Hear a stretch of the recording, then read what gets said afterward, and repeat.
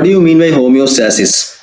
What is homeostasis? Homeostasis is defined as the maintenance of constancy of the internal environment of the body. In the 19th century, Claude Bernard, a French physiologist, was the first to introduce the concept of mini-interior, which means the internal environment of the body. Claude Bernard is considered to be the father of physiology. The two important scientists you have to keep in your mind is Claude Bernard and W.B. Cannon. Claude Bernard, as I told you, Claude Bernard was the one who introduced the term mini-interior, which he explained that the actual environment of the body cells is the interstitial component of the extracellular fluid. Extracellular fluid is denoted as ECF. W.B. Cannon or Walter B. Cannon was the scientist who coined the term homeostasis. So these are two scientists which is very important, especially in physiology. You have to know Claude Bernard and W.B. Cannon. Walter B. Cannon was the one who coined the term homeostasis, which frequently comes in the MCQ. So homeostasis is the stability of the internal environment of the body.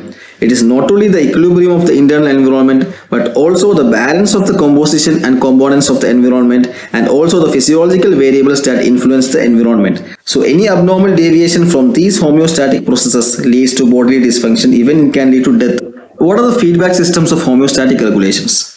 Homeostatic regulation is mainly achieved through the feedback mechanisms that operate to safeguard a set point already set for the physiological variables. There are two types of feedback regulations: negative feedback and positive feedback.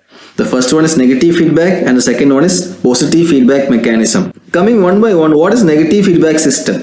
Negative feedback system is the usual mechanism of homeostatic regulation. When the variable is raised above the set point, the negative feedback mechanism triggers processes that inhibit the formation of the variable. You have to keep in your mind that's inhibiting the formation of the variable. It is like an ulta process view. If, for example, if there is an increase in the BP, the output has to be decrease in the BP. So this is an usual mechanism of homeostatic regulation. Okay. So variable is raised above the set point, the negative feedback mechanism triggers processes that inhibit the formation of the variable. When the variable is lowered below the set point, the negative feedback system withdraws the inhibition to allow production of the variable. If, for example, if there is a decrease in the BP, the negative feedback system withdraws the inhibition to allow production of that particular variable. Means it has to increase the BP. If there is a decrease in the BP, the negative feedback withdraws that inhibition to result in the increase in the BP. Okay, so it's an ulta process. So you can see a flowchart here. What happens when a stimuli or stress takes place? When there is a stimuli or stress, there is a disturbance in the body, there is a change in the variable, change in the set variable. It can activate the feedback mechanisms and there is an effect or responses which thereby inhibit or stimulate the variable, resulting in return to the homeostasis, or it can lead to a failure of feedback regulation. Either it can return to homeostasis or it can have a failure. It can lead to a failure of feedback regulation causing the dysfunction.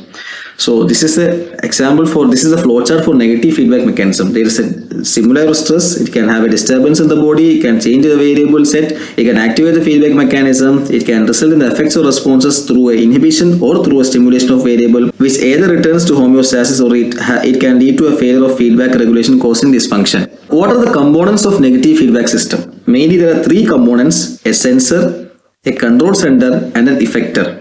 Negative feedback control system requires a sensor that detects the change in variable, a control center that receives the input from the sensor and initiates the command signal, and also an effector that brings in response according to the command signal directed from the control center. So it has to have three components mainly: a sensor, a control center, and an effector. See this flowchart. If there is a disruption of homeostasis, it has to be detected by the sensor and it generates an input signal here. This signal has to go to the control center. There is a generation of output signal from the control center. It has to go to the effector. The effector is which mediates the responses, and it in turns have a negative feedback mechanism takes place here. The regulation takes place either by inhibiting the control center or by inhibiting the detected part, sensor part. It can either inhibit the control center or it can inhibit the sensor. Okay, thereby it can return to the homeostasis. So negative feedback mechanism, you can say it is an ulta. You can actually say it has to inhibit or stimulate according to the situation. Okay, so it's a more commonly seen regulatory mechanism is negative feedback mechanism. Coming to the positive feedback system or positive feedback regulation. In a positive feedback system, there is an increase in the variable which triggers the processes that further increase the variable.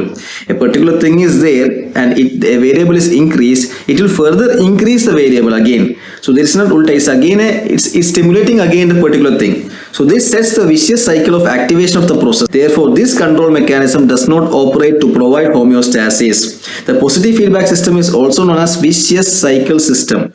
It is also known as vicious cycle system that terminates only when stimulus applied to the trigger is withdrawn or the process itself is self-terminated. For the typical examples here is milk ejection reflex, parturition reflex, LH surge, Hodgkin cycle, etc.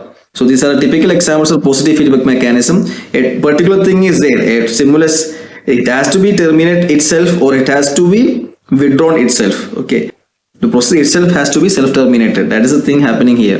Milk ejection reflex and parturition reflex are both neuroendocrine reflex. So typical examples for positive feedback mechanism. So we can see what happens in milk ejection reflex. In milk ejection reflex, when the infant suckles at the breast, there are plenty of receptors present at the breast.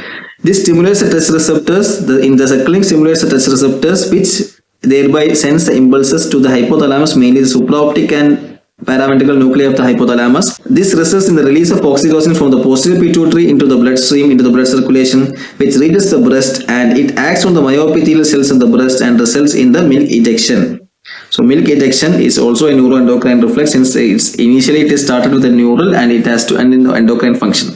Coming to the parturition reflex. What is the parturition reflex? The head of the fetus presses on the cervix. It results in the stimulation of such receptors, which thereby sends the impulses to the supraoptic and paraventricular nuclei of the hypothalamus. It results in the release of oxytocin from posterior pituitary into the circulation, thereby reaching the myometrium of the uterus, resulting in the contraction of the myometrium, and which results in a process or a reflex known as parturition. So these two are the typical examples of positive feedback mechanism. Now what is LH surge? LH surge, the term itself you can say there is an increase in the luteinizing hormone. LH is a luteinizing hormone. There is an increase in luteinizing hormone. Okay, this is increased luteinizing hormone secretion that leads to ovulation.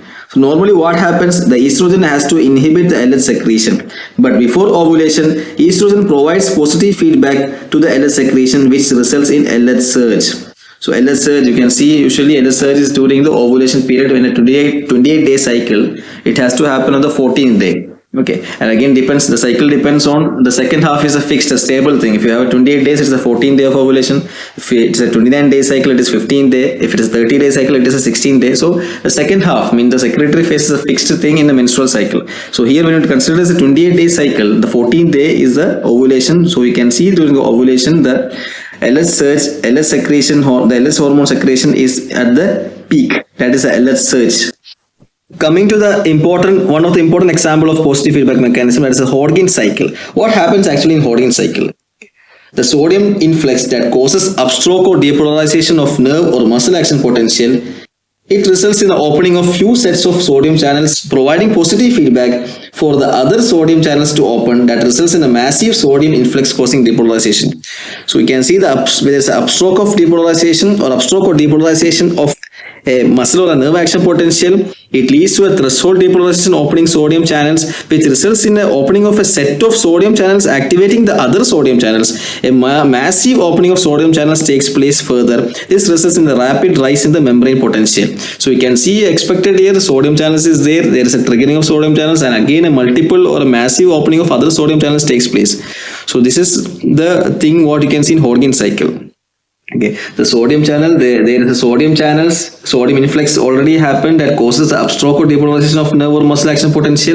This leads to opening of few sets of sodium channel, providing positive feedback for opening of other sodium channels, resulting in massive sodium influx causing depolarization. That is the Hodgkin cycle. Coming to the important examples of homeostatic regulations, there are plenty of examples. All things what happens in our body, you can say it's a part of homeostasis. Important examples of homeostatic regulations are control of pH, osmolarity and water and electrolyte composition of the body fluid, regulation of solutes in the blood like blood sugar, balance of body weight, etc. So one of the important function or one of the important regulation is the body temperature regulation. What is the normal range of body temperature? It is between 96 degree Fahrenheit to 98.4 degree Fahrenheit. It has to be maintained in this particular set of degree. 96 to 98.4 degree Fahrenheit should be the normal temperature normal body temperature. So when the temperature is above normal, that means when the temperature is above normal means it is hyperthermia. The body activates the controlling mechanisms to increase the heat loss through cutaneous vasodilation and sweating. This is also a 3 markers question, can be asked. What happens to the body temperature how is the body temperature regulated in hyperthermia?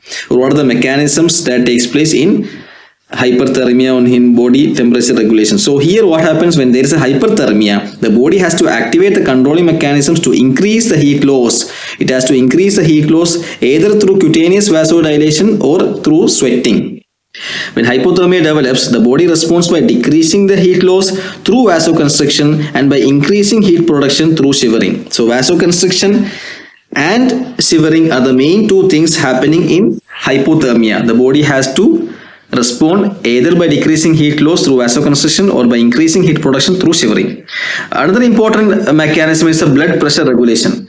Blood pressure regulation, the normal systolic pressure has to be maintained or it is kept constant between 100 and 120 or 119 millimeter mercury, and diastolic pressure between 60 and 80 or 60 and 79 millimeter mercury. So in this way, the blood pressure is kept constant, that is the homeostasis is maintained constantly between this particular range of BP.